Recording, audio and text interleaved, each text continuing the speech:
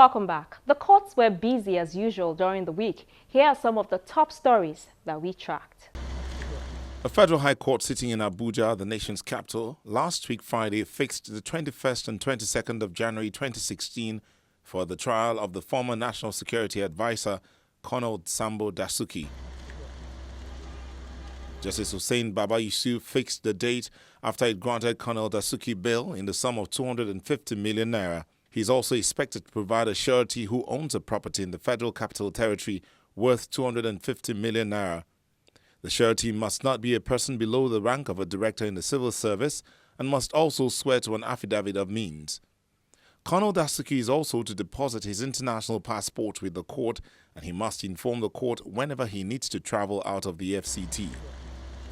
The former National Security Advisor was arraigned along with former Minister of State for Finance, Malam Bashir Yuguda, the former Governor of Sokoto State, Alhaji Atahiru Bafarawa, his son and two others on fresh charges of misappropriation and stealing of 19.5 billion naira.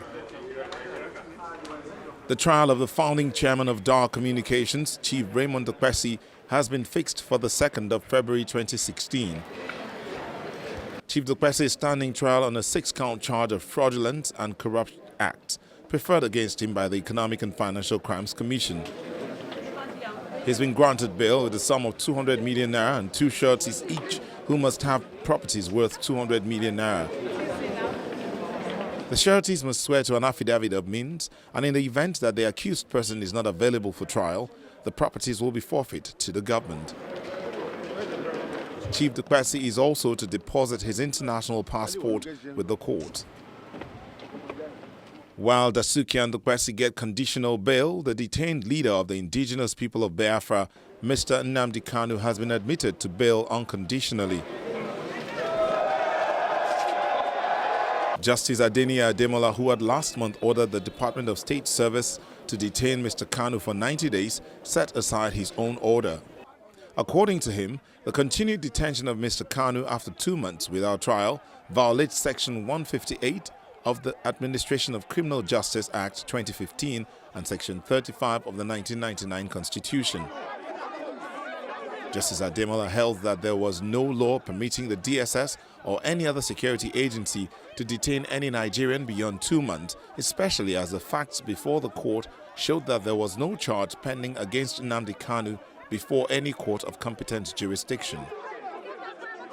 A federal high court sitting in Lagos has convicted 9 foreigners for stealing over 3,000 metric tons of crude oil from the country. The convicts are 5 Filipinos and 4 Bangladeshi nationals. They had been intercepted by the Nigerian Navy in March trying to export the stolen product loaded out of the country. The court sentenced the convicts to a 5-year jail term each or a fine of 20 million naira. Their vessel MT Asteris and the cargo on board is to be forfeit to the federal government. And we round off with the report that the Court of Appeal in Abuja has ordered the Independent National Electoral Commission (INEC) to conduct fresh elections in Rivers State. The court ordered the rerun after it affirmed the judgment of the Rivers State Election Petition Tribunal, which nullified the election of Mr. Nyesom Wike as the governor of Rivers State.